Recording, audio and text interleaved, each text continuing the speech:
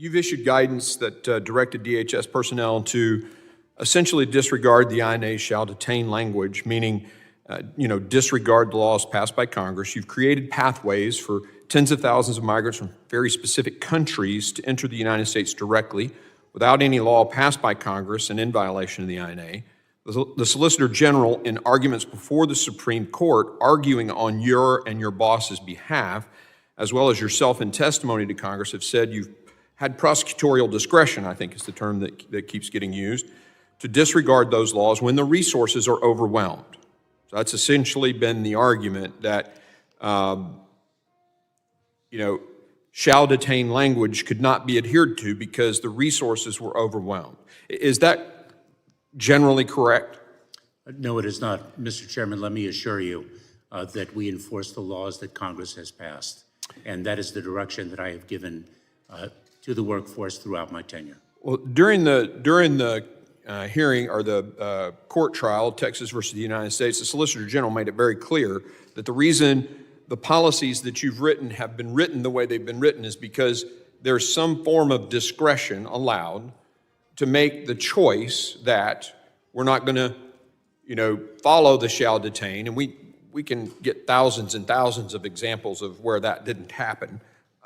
We have a memorandum from you that basically says, just because it says this doesn't mean you have to, that's a reason to not, or to detain someone. I want to ask this question. Do you know how many ICE detention beds were empty on average during your tenure? Mr. Chairman, let me be very clear that we maximize the use of detention beds that are available. Sometimes we are curtailed by using detention beds by reason of orders, if I may, Mr. Chairman. But do you know the number? I'm just kind of going for the number. By orders of court. For example, certain restrictions were used in terms of space and availability of beds by reason of the COVID-19 pandemic. Well, let me just share what has been put out in documents from your department. In each year of your tenure, there have been, I would submit, there are thousands of beds available per day, roughly 9,000 on average in FY22, 3,000 a day in FY23, meaning while you assert that shall detain is what you want to do, what you agree the law says, we're leaving thousands of beds empty every day. And this is not counting the various, I think it's in California, starts with an A, I can't think of the name of the facility, where the courts have ordered you not to use those beds. We're not including those in these counts. And it's thousands, at least 3,000 a day empty, and yet the arguments before the Supreme Court and in your testimonies before here to Congress have been that the resources are overwhelmed and therefore we have to just catch and release these people into the country.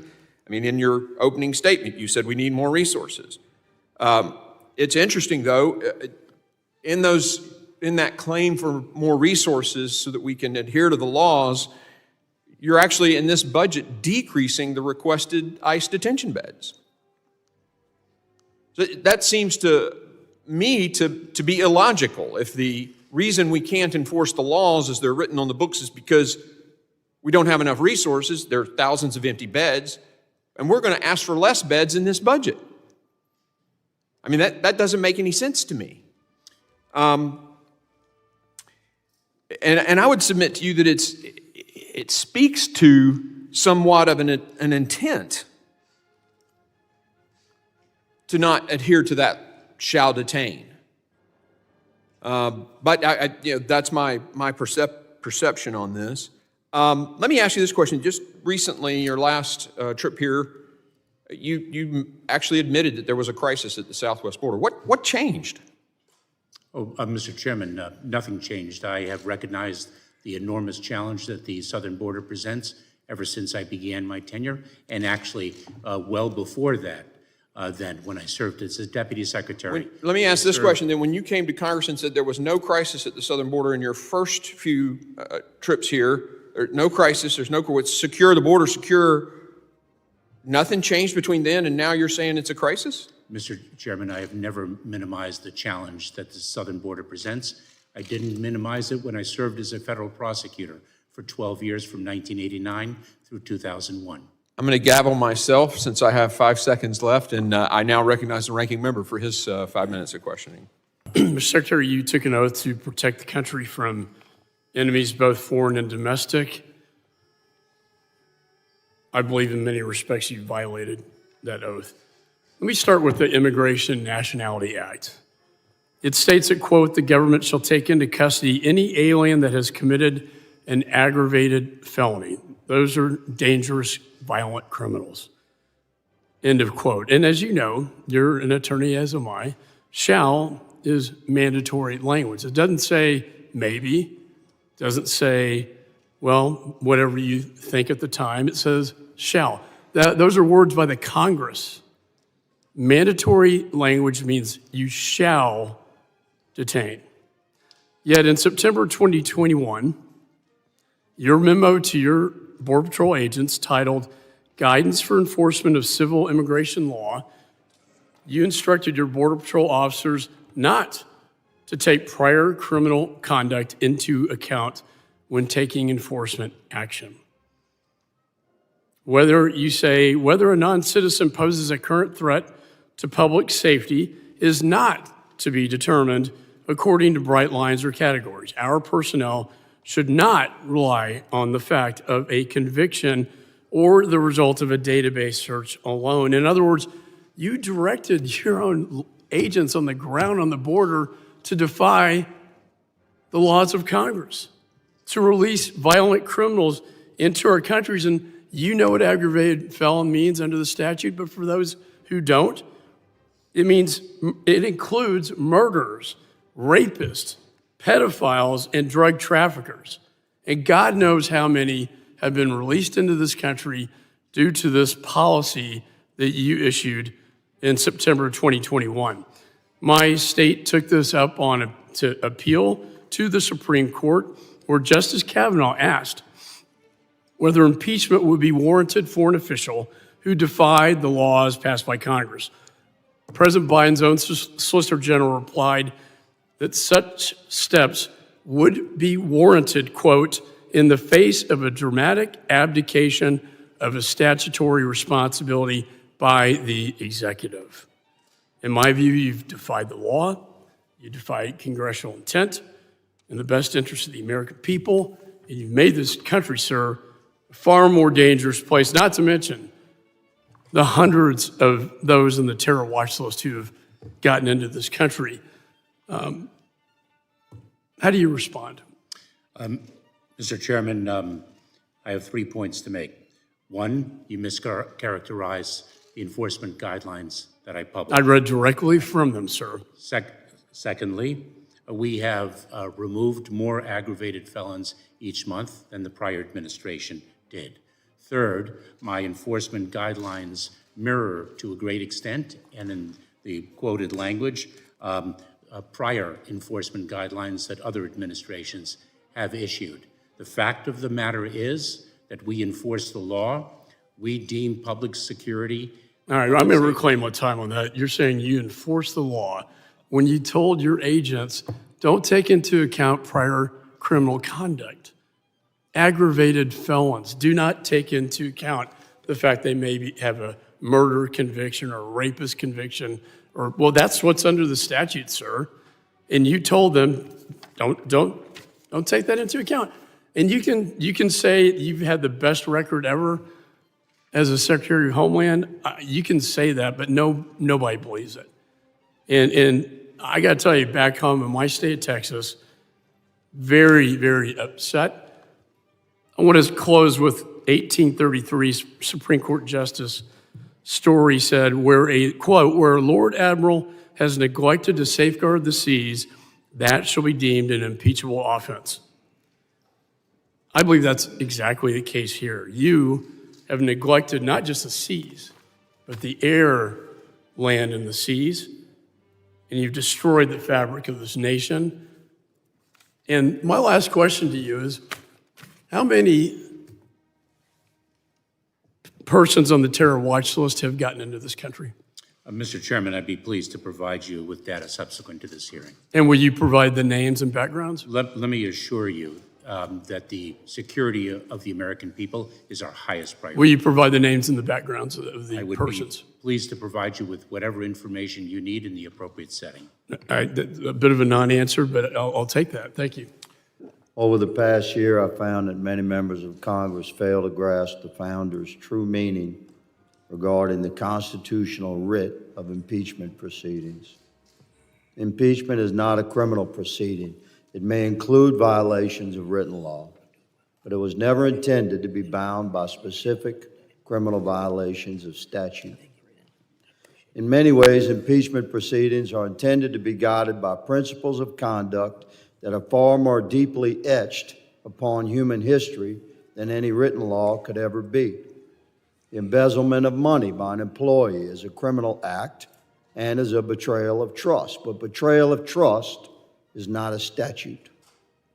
The House Committee on Homeland Security advanced articles of impeachment against Department of Homeland Security Secretary Alejandro Mayorkas. He has been impeached by the People's House.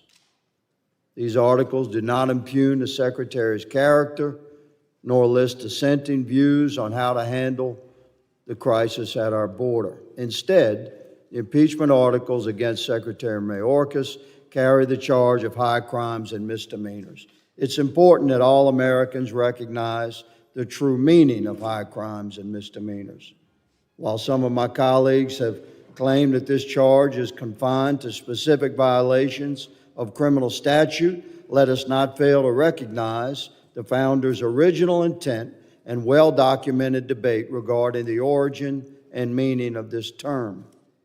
Article 2, Section 4 of our Constitution reads, "The President, Vice President, and all civil officers of the United States shall be removed from office on impeachment for and conviction of treason, bribery, or other high crimes and misdemeanors."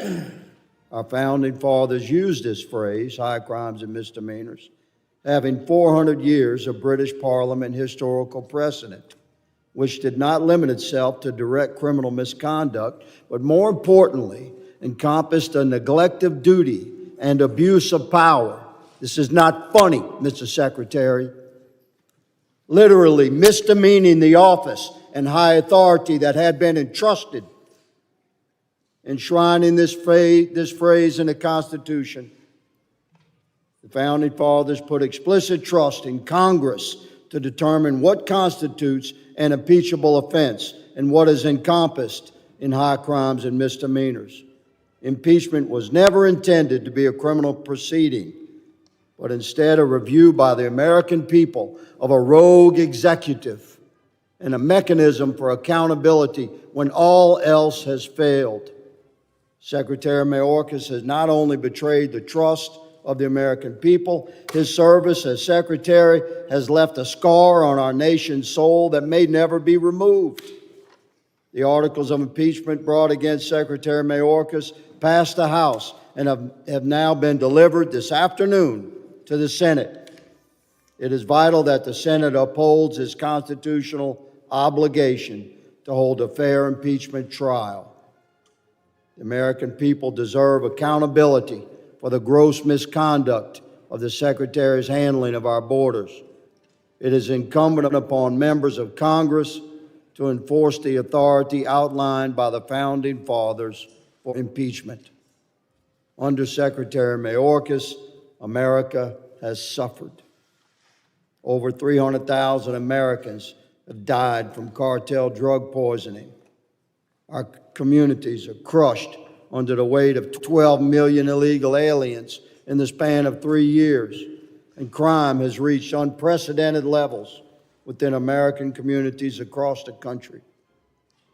Secretary Alejandro Mayorkas' arrogant disregard for the security and sanctity of the American people has brought Congress to this point. He has brought unspeakable pain upon the nation.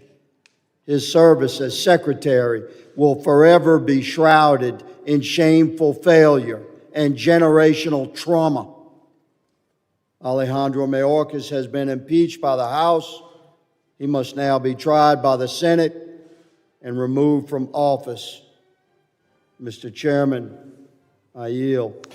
Secretary Mayorkas, you've frequently testified about the actions and efforts of DHS over the course of the time you've been Secretary. Let me just ask you about the results of your more than 3 years of tenure. Do you consider the results of your administration of the Department of Homeland Security to be a success? I am incredibly proud of the work of the men and women of the Department of Homeland Security, Congressman. They risk their lives. You consider it to be a success? I am incredibly proud of everything they do. Yep. Do you consider it to be a success? I consider them to be a tremendous success in advancing the safety and security of the American people with the Do you consider your administration of the Department of Homeland Security to be a success? with the resources and authorities they have. They've done an extraordinary job. In November 2022, I asked you whether you continue to maintain that the border is secure. You said yes, and it's getting more secure every day. Do you still say so? Congressman, with the resources and the authorities that we have been provided, it is as secure as we can make it. Under your orders, the Department of Homeland Security paroled Venezuelan Jose Ibarra into the United States. He, of course, went on to a variety of crimes, culminating in beating a young woman to death in Georgia. The relevant statute grants you authority to parole aliens into the United States, quote, only on a case-by-case basis for urgent humanitarian reasons or significant public benefit, close quote. Which was it in Mr. Ibarra's case, humanitarian reasons or significant public benefit that you paroled him into the United States? Congressman, we abide by the law. We apply our parole processes in obeyance of the law. The public safety of the American people is our highest priority, and I would be pleased to share case details with you on any case of concern to you subsequent to this hearing. I don't have the case details with me today. Well, I'm not really asking for detail. I'm only asking for one simple fact, which is, was it urgent humanitarian reasons or significant public benefit that under your orders, Mr. Ibarra was paroled into the United States? My answer remains the same, Congressman. You mean you would have to review something, you'd have to review something before you could provide case details, or you just can't say it in this forum? The former. Don't know. You don't know. As I said, I do not have the details with respect to that individual's case, and I would be pleased to provide them to you, Congressman. Mr. Secretary, news reports, or the Heritage Foundation Oversight Project has released this document that is allegedly a flyer distributed at a non-governmental organization in Mexico called the Resource Center Matamoros, which is said to read in part, if translated, reminder to vote for President Biden when you are in the United States. We need another 4 years of his term to stay open. I note, by the way, I understand this RCM has denied that this is authentic, but of course there are competing reports about it. But let me ask you this: what actions is the Department of Homeland Security taking to ensure that, especially given the millions of illegal entries, including 2 million gotaways, that non-citizens are being prevented from registering and voting unlawfully? Congressman, individuals who are not citizens of the United States cannot vote in federal elections. But that's not what I asked. I asked what actions DHS is taking to ensure that that doesn't occur. Well, two things. Number one, I believe that it is state and local election officials that monitor the eligibility of individuals. We do not oversee the election enrollment process. What we do is enforce our borders and, in fact... So it says shorter, nothing. In fact... how can Congress and the American people have confidence that the outcome of close elections will not turn on the votes of non-citizens who have registered and voted unlawfully? Congressman, election security is one of our priorities. In the distribution of federal grant funds to state and local jurisdictions, we have made election security a priority, and we have mandated a minimum... I'll reclaim my time. Last point, I'm just curious, following up Mr. Guest, you asked for less detention beds, and you explained that you did that based on the level of detention beds that would be needed under the Senate, quote, bipartisan bill. How is that bill bipartisan other than it's supported by James Lankford? Is there another Republican in the Senate or the House that supported that bill? Congressman, we continue to support the bipartisan legislation that a group of senators worked on for months. And My time's expired, Mr. Chairman. Thank you. Thank you, Mr. Chairman. Secretary, is the border secure? Congressman, as I have articulated earlier in this hearing, Just a yes or no is fine. Is the border secure, Mr. Secretary, today? with the authorities and the funding that we have, it is as secure as it can be. Wow. We all know that this is not a budget issue, that it's a policy issue. Is a terrorist attack inside the United States of America imminent? Let me assure you, Congressman, that the safety and security of the American people is our highest priority. Is it imminent? The same answer, Congressman. Is a terror attack on the homeland of the United States of America imminent today? Let me assure you that we remain vigilant every Do you single brief day. the president? Have you briefed the president that a terror attack on the United States of America is imminent?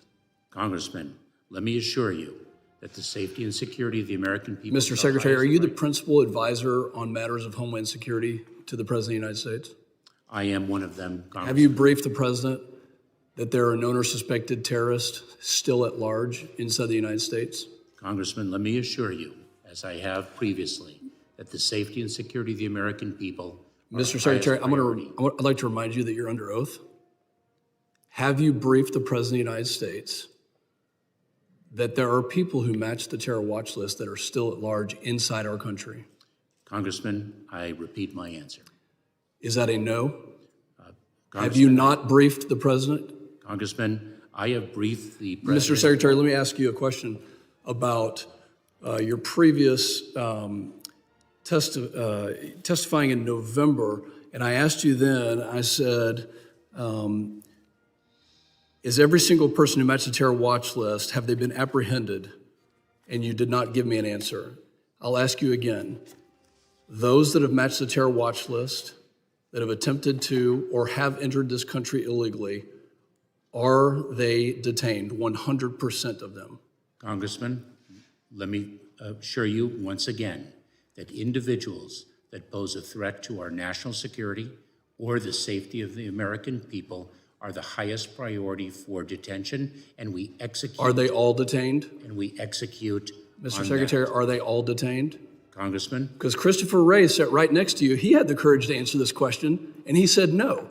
So do you agree with Christopher Wray in his testimony in November of 2023 that not every single person who matched the terror watch list has been detained? Do you agree with his testimony? if you are referring to the terrorist screening data set, the TSDS, we make public safety and national security determinations.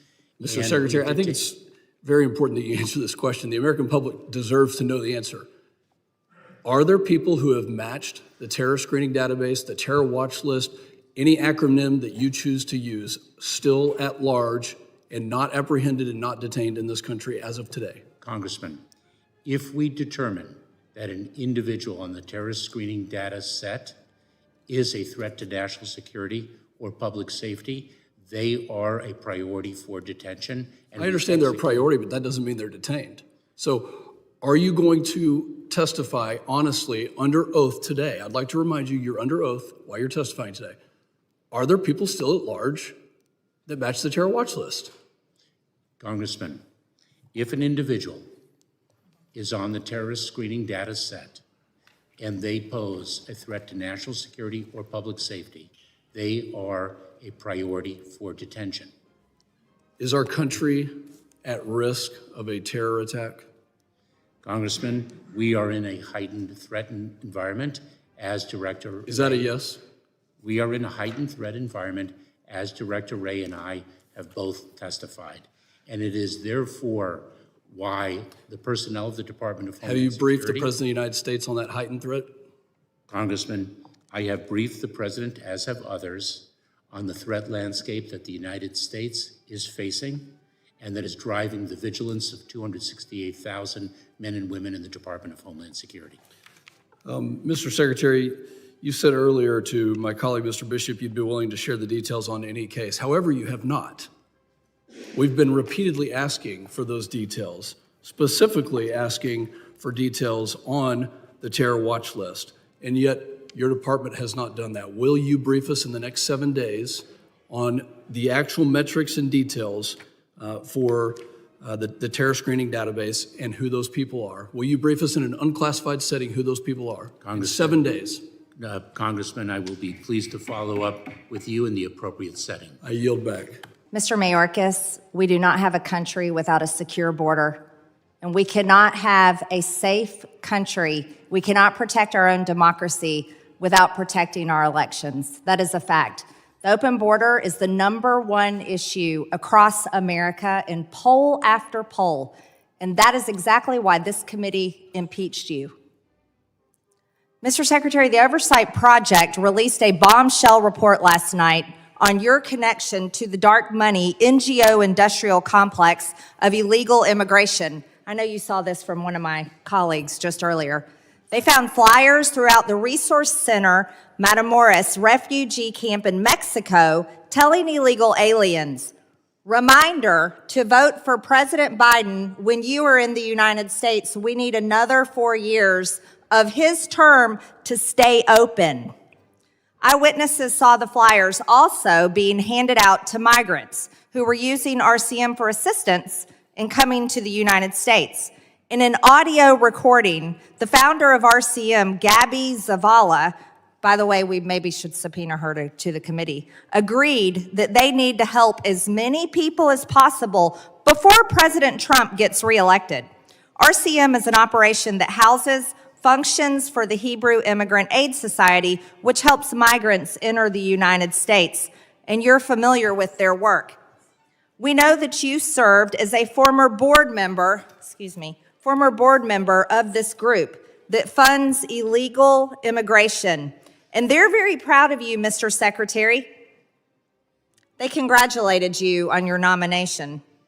You worked as a board member of an NGO that is working in conjunction with other NGOs, which are not only financing the invasion of the country, but also telling illegal aliens to vote in the United States elections.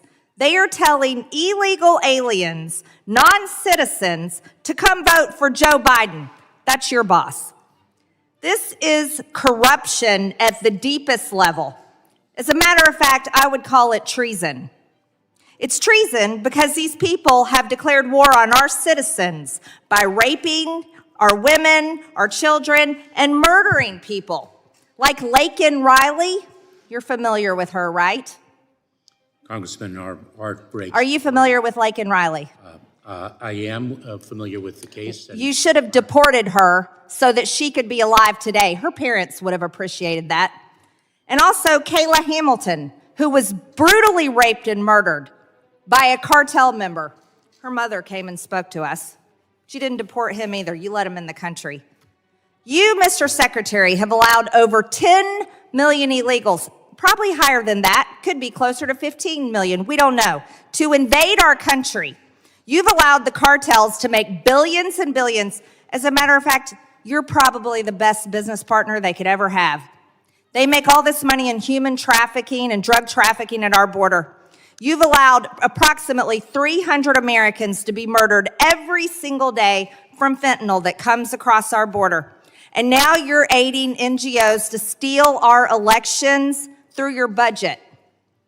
I demand proof of citizenships in our elections, and that is something every single member of Congress should care about. We don't need illegal aliens voting in our elections.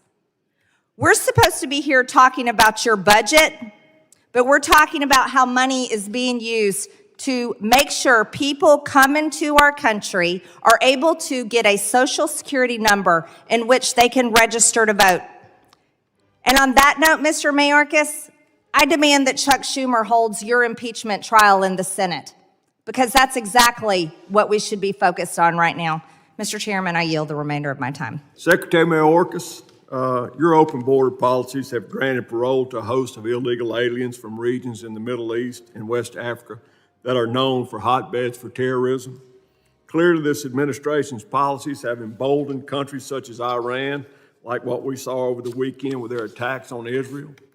Can you tell me confidently that this committee that no current or former Iranian Revolutionary Guard Corps members or members of Islamic terrorist organizations have been granted parole into the United States? Congressman, let me assure you that an individual who poses a threat to our national security is a priority for detention and removal. What about anyone from the People's Liberation Army of the Chinese Communist Party? Same answer, Congressman. Mr. Secretary, I want to switch to DHS violations for Americans on free speech. 4 months ago, the Assistant Secretary of Cyber at DHS testified at the Oversight Subcommittee that, I quote, countering disinformation that threatens the homeland and providing the public with accurate information in response are critical to fulfilling DHS's congressionally mandated missions, unquote. Secretary Mayorkas, do you believe Congress has given DHS the authority to use censorship to counter disinformation? Congressman, we do not censor free speech. We abide by the First Amendment. Secretary Mayorkas, the Fifth Circuit Court of Appeals in Missouri versus Biden found that CISA, and I quote again, likely significantly encouraged the social media platforms' content moderation decisions and thereby violated the First Amendment. Did you know your agency was pressuring social media platforms to censor Americans? Congressman, we do not censor speech. We do not pressure platforms to do so, and I believe the trial court's ruling was reversed in part by the appellate court. I cannot speak further because I believe the litigation continues. Documents recently obtained through the Freedom of Information Act, FOIA, show that DHS argued the agency has the authority to regulate misinformation, disinformation, and malinformation. However, the content of these documents has been redacted. I've questioned members of CISA regarding this and was not satisfied with their response. So I'll ask you, what congressional authorities does DHS have in the MDM space? Oh, let me give you some real-life examples of the work that we do, Congressman, because I'm sure you will support it.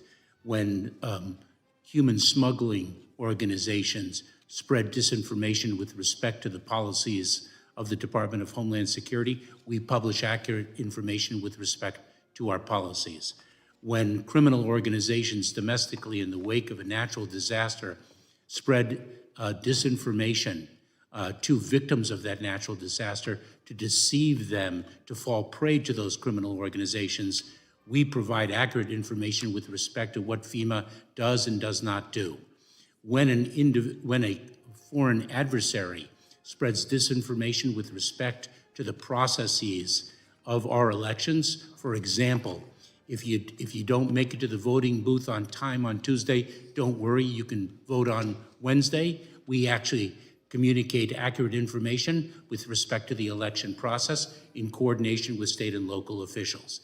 That is the type of work that we do, and I know that you endorse that work wholeheartedly, given the fact that it is about enforcing the law and making sure that people do not fall prey to criminals who do not seek to enforce the law. Will the gentleman yield first? Yes.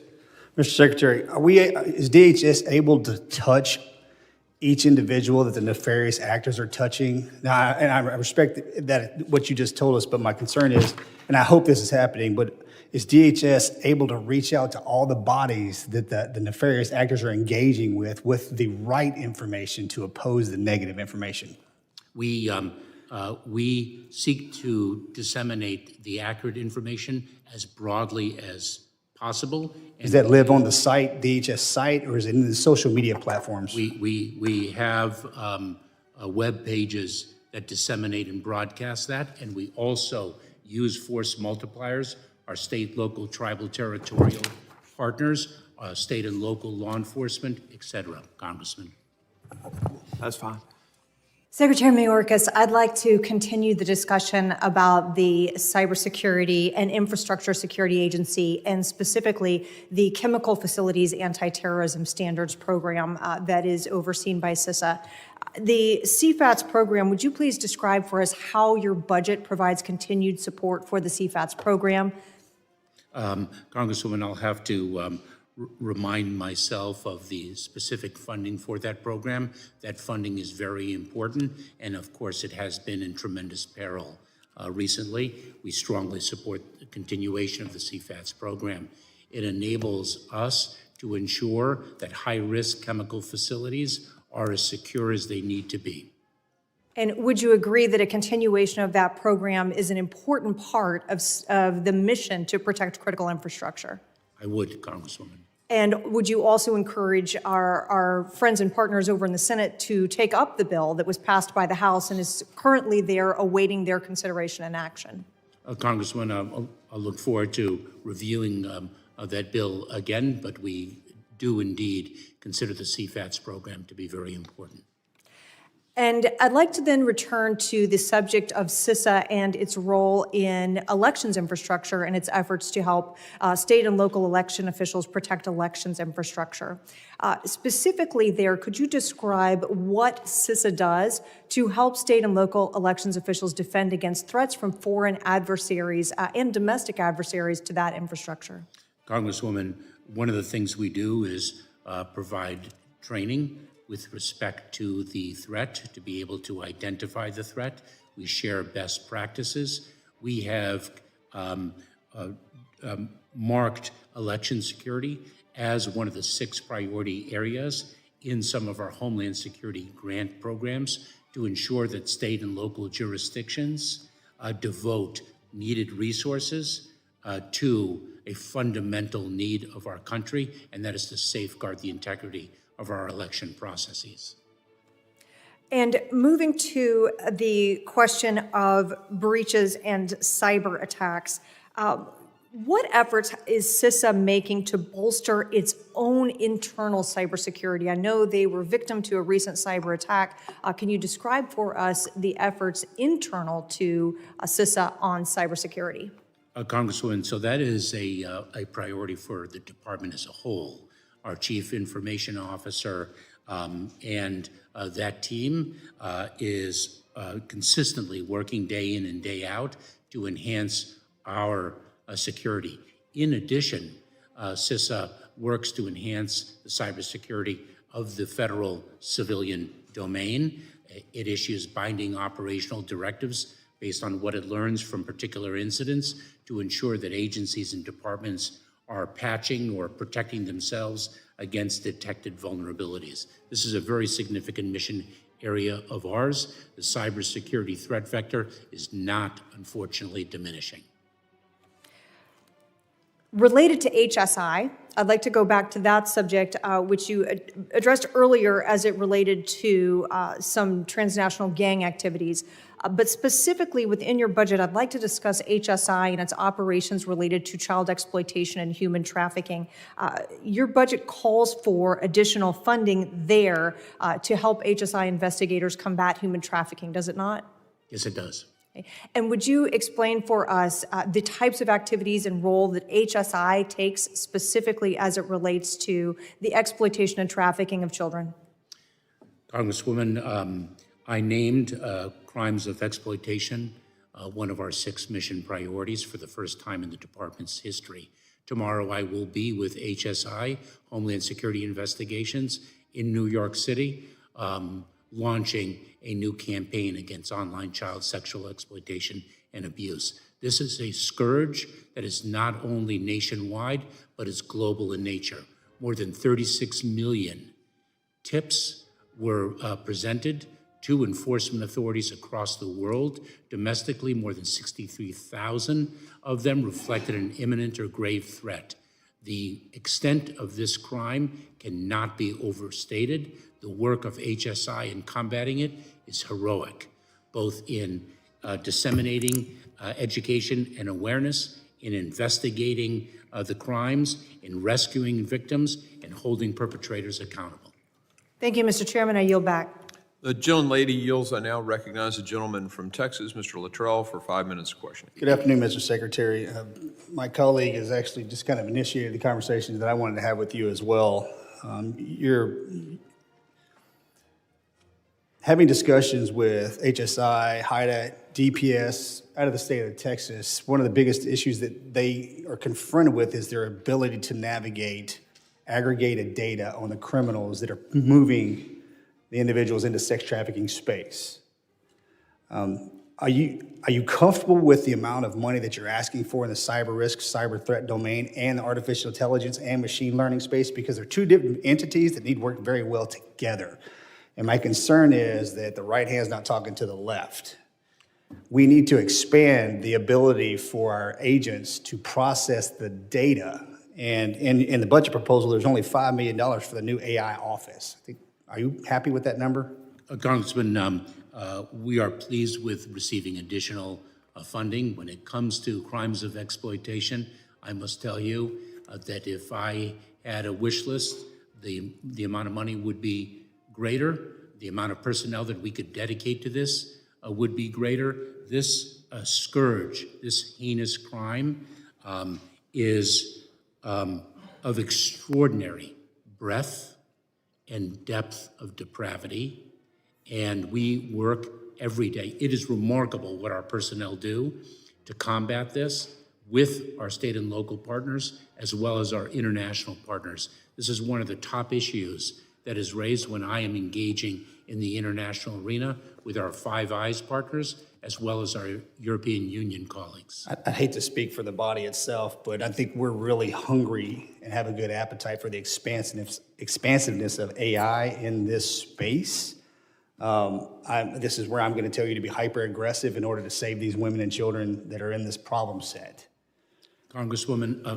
Damn, that's the third time you've done that to me. I tell you, I don't even know where to go with that. I was hoping you weren't going to do that. Congressman. I mean, we go into the pronouns and all that stuff. Just Congressman, 3 strikes and I'm out. I understand that. Let me share with you that we are indeed harnessing AI to advance the mission in the fight against online child sexual exploitation. At the same time, AI presents a risk because the perpetrators use it to advance their depraved criminality. And so, Congressman, this is something that we are harnessing for good and fighting against bad. that's where I was going earlier. Do we have the ability to touch the individuals that are being touched by the bad actors? I'm hoping we do, and I know that's a very aggressive problem set. I'm going to roll right on you. To immigration. And the Senate bill, I never even saw it. So just give me a little latitude on this one. I think you're the 14th Homeland Secretary, if I count. Is that correct? You're number 14? I am the 7th confirmed. 7th confirmed? Okay.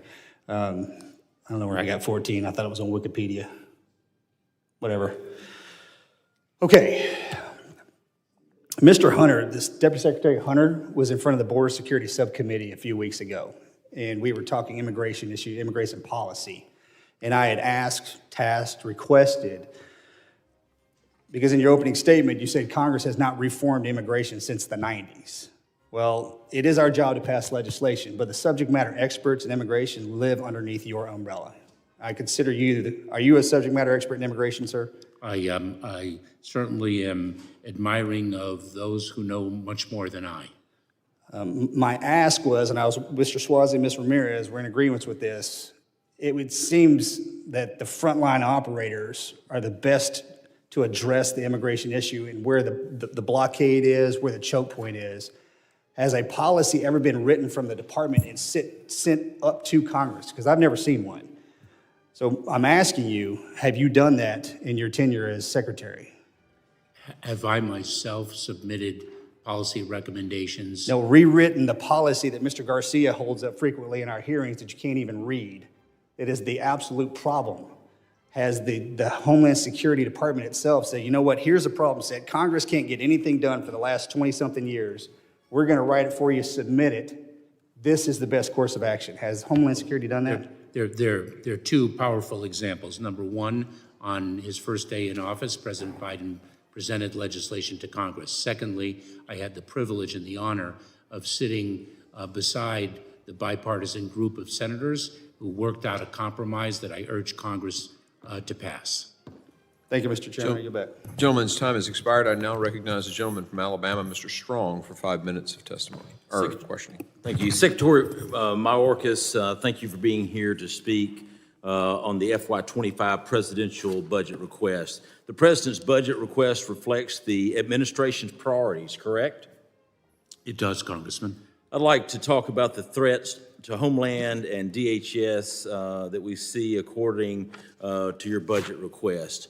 I was pleased last year that you acknowledged the threat that unmanned aircraft systems pose at our southern border, saying in part that, I quote, drones are being used in a myriad of ways, a number of different ways to create a public safety risk, close quotes.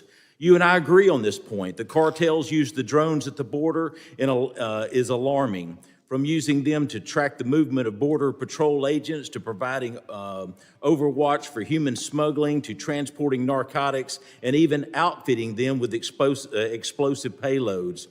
While for each drone that the CBP flies, the Mexican cartel flies 17, based on the last information I got. This issue hasn't improved since last year. In fact, last month in a Senate hearing, NORAD Commander General Gio testified that the number of drone incursions alarmed him, saying that he has, quote, talked to CBP, who are responsible for UAS incursions at the border, and they put the number of incursions at thousands. He went on to say that he sees the potential of a threat posed by drones to the national defense as only growing. Secretary, is counting the illicit use of drones at the border a priority for DHS and CBP? Congressman, it certainly is. It's very concerning and very confusing to me. This is your budget request for CBP's counter-UAS program. You see it right behind me. Zero. Not one penny. Not one penny, and the threat is unbelievable. As the use of drones by bad actors at our border evolves and continues to bring a threat to our homeland, it is unconscionable that you wouldn't request a single penny for CBP to carry out its counter-UAS mission. You requested zero. Thousands of UAV flights into U.S. airspace by Mexican cartel have the ability, we've got the ability to block, drop, or intercept these drones. Moving on, I want to revisit the ICE detention bed issue that my colleagues have mentioned today. As illegal aliens continue to pour across the southern border, your FY25 budget requests funding for just 34,000 ICE beds, barely half of the 60,000 beds requested by the Trump administration in FY21. In May of 2021, you testified in a House subcommittee hearing that you are, quote, concerned about the overuse of detention, close quote. Is it safe to presume that this is why you want to cut bed space and release illegal aliens on the streets of America? Congressman, it is not my desire to cut detention beds, and I should say returning the counter-UAS authorities. We are seeking to harness artificial intelligence to amplify the strength of our counter-UAS capabilities. Well, I'll tell you this right here on the UAS, we have the technology. Matter of fact, in my community where I live in Huntsville, Alabama, where we could block them, drop them, or intercept them. It's being used in Ukraine. It's being used in Israel. The only thing is that capability, you've got to request it to make sure that it happens. So I'll promise you, I hope that we can come to a reason, because when those UAVs are coming into America, setting down, dropping fentanyl, being stuffed full of cash, and flying back to the Mexican cartel, it's totally unacceptable, and I take you for your word that you're going to do something about it. If Congress is willing to fund even more ICE bed space or near Trump-era levels, would this be a solution to detaining more illegal aliens? Congressman, the greater the detention capacity, the greater our ability to detain more people. The bipartisan Senate legislation funded 50,000 detention beds, and that's a powerful example. Thank you, Mr. Secretary. Mr. Secretary, at the beginning of 2022, you testified to Congress that you had operational control of the border. Then the following hearings, you backtracked to alter the definition of operational control. Now in 2024, in a hearing last week, you testified that we have a crisis at the southern border. Are you finally admitting to what the American people have known to be true, that your border policies don't work? Mr. Chairman, I yield back. Gentleman's time has expired. I now recognize the gentleman from Oklahoma, Mr. Burkeen, for 5 minutes question. I thank the chairman. Mr. Secretary, I'm really concerned about Real ID compliance. I want to shift a narrative to discuss that, which would be a part of budget implementation. Real ID, under your administration, says by 2025 there will be compliance. It was designed, supposed to build confidence in the identity of travelers post 9/11 to protect our U.S. citizenry. That's how it was sold when it was passed years ago. Under your leadership, the department is going to start implementing this. This Transportation Security Administration, TSA, will be prohibited from accepting driver's license and identification cards that don't meet certain standards, federal standards. You've said that you're continuing to work closely with U.S. states to meet the Real ID requirements. So here's where I'm going to take this. I've heard from 2 Illinois state lawmakers that illegals in their states, they've got verification, are now able to obtain Real ID compliant driver's license. I want to reiterate that. In Illinois, illegal aliens now can get Real ID compliant driver's license by checking the box on, quote, employment authorization document, which is one of the subsets on the state website that is required by the state of Illinois as an option. It can be obtained by this illegal, but it comes under the parole, which has been something that's been implemented by you in this administration. And so with that parole, this employment authorization document box can be checked. And this, in my opinion, and I think that most Americans would say this totally undermines Real ID compliance given the lack of background checks that goes into knowing who these people are. There's a real lack of information. Yes, you can do some Interpol. Yes, you can do some background checks, but you have, in terms of the United States' ability to understand who these people really are, we don't. Is Real ID compromised? I believe it is. And I think this is a glaring fault in the system. And so I'm going to go to a quick question to you, yes or no. Should illegal aliens get Real ID driver's license? Congressman, I look forward to following up with you on the integrity of the Real ID program as it is envisioned and we are phasing in. That has been a program. Because I got limited time, Mr. Secretary. Yes or no? Should illegal aliens have the option, in your opinion, to get Real ID compliant driver's licenses? Yes or no? Congressman, I look forward to following up with you. Okay, I wish you'd had a no on that. Next question. Should illegal aliens vote? As Illinois and New York, we know that they're voting. Should illegal aliens be allowed to vote in this country, yes or no? It is my understanding that illegal aliens cannot vote in federal elections. Are they allowed to vote? The answer is yes. In New York and in Illinois, they are allowed to vote. And so whether it's federal elections or others, my question to you all ago, I'd love your answer. Should they be allowed to vote? Congressman, that policy issue is outside the remit of the Department of Homeland Security. It is our obligation. I need to move on for time, I'm sorry. Mr. Secretary, you have contended that the entire, quote, the entire hemisphere is gripped with a level of migration that is unprecedented in recent history, end of quote. You said that more or less today in your opening statement. I think that this avoids accountability for the invasion of our southern border. I think it shifts the blame on random events. But if that narrative is to be understood or followed, what are those events? I mean, I look around the world and I go, in South America, was there some tsunami? Was there a hurricane that I was not aware of? But the answer is no. It ultimately is, for those who have the context of the Wizard of Oz, it's like the wizard standing at the microphone saying, disregard the man as the curtain's being pulled back by the little dog, Toto, disregard the man standing behind the curtain pulling levers and spinning wheels. I mean, I think the American people have this figured out. The migration is because it's been an advertisement under this administration, come into this country. I come from the Sooner State in Oklahoma, Sooner State. History designates legal land run occurred in the 1880s. This was not for illegals. This was for legal citizens. History will remember this time, I believe, in the past 3 years as Biden's land run for illegals, paid for by U.S. taxpayers. Taxpayers are being asked to give their treasure and their children's treasure of the future for this. FAIR organization says it cost us $4,000 for every illegal immigrant. A gold rush to transport illegals to the city of their choice, free emergency health care, and then once these people have a child, there's cash payments in the form of earned income tax credits, thousands of dollars, food stamps once they have a child, food stamps once they have a child, or once they have a child again, Medicaid on top of the food stamps. So here's where I'm going with this.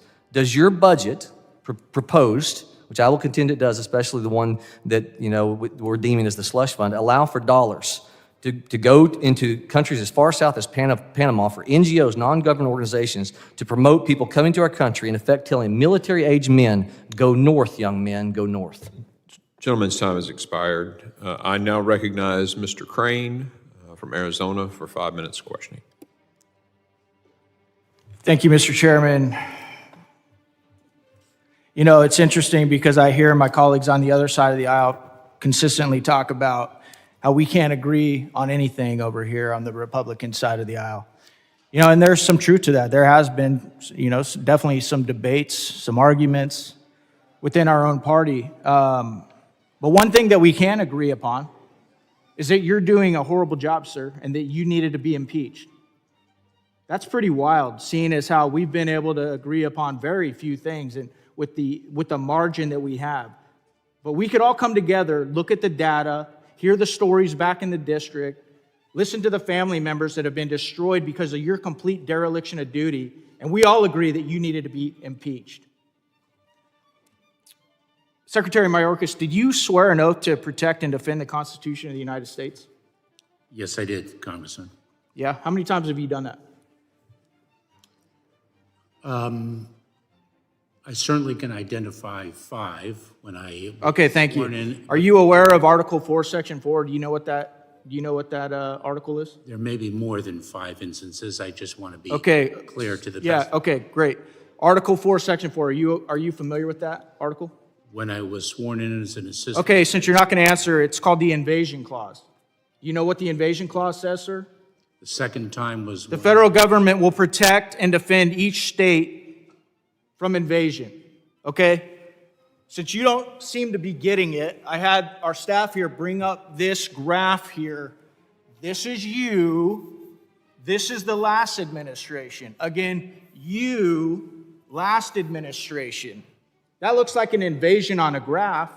We've heard from the people that have sat here and testified in these chambers about their family members being raped and murdered by people that weren't supposed to be here, that your administration allowed to be here and then didn't keep track of, didn't deport, didn't detain. Tell me, sir, how you haven't allowed an invasion into this country. Congressman, I am incredibly proud to support the men and women of the Department of Homeland Security who enforce the laws of the United States every single day, many of whom risk their lives to secure our borders. Yeah, despite your horrific leadership, yes, they do. And I'm proud to know many of them as well. They are great people. But we all know what the morale is like in the Border Patrol right now, and it's horrible. I hear it from Border Patrol agents every day. Again, sir, my question is, how have you not violated your oath to protect and defend the Constitution of the United States, specifically Article 4, Section 4, which says that you, as Homeland Security, will protect each state from invasion? Again, you, last administration. How can you make that argument? I work every day quite proudly to advance the security of the border and support the men and women of the Department of Homeland You may be Security. working every day, but it seems as if you're working for the other side of the aisle. It seems as if you're working for our enemies. And that's exactly what the American people see. That's exactly why they supported us impeaching you. And that's exactly why you had so many members of this conference that is often divided come together to impeach you, sir. Let me ask you this question, Secretary Mayorkas. Do you think our enemies are stupid? Congressman, you could launch whatever false and deplorable Do you accusations. think our adversaries are stupid, sir? Congressman, our adversaries vary in capability, and we address the defense of the United States and the interests of the United States accordingly. No, you're not. Okay, you are not doing that. As a matter of fact, do you think it's possible that maybe some of our adversaries, the most dangerous ones like the Chinese, the North Koreans, the Iranians, the Russians, etc., might employ unconventional warfare and send their soldiers, because our border is wide open, through the southern border without a uniform, without firearms, with instructions to wreak havoc in this country once they're here, once you've allowed them to be here? Do you think that's possible, Secretary Mayorkas? Congressman, over the last 11 months, we have removed or returned 630,000 people, more than any fiscal year since 2013. And Well, you're our- bragging about how much you've returned, but you don't want to brag about how many you've let in, do you? Congressman, individuals who arrive and claim asylum are placed in immigration enforcement proceedings. If they do not qualify for relief under our laws, we seek to remove them in enforcing our laws. Thank you, Mr. Chairman. I yield back.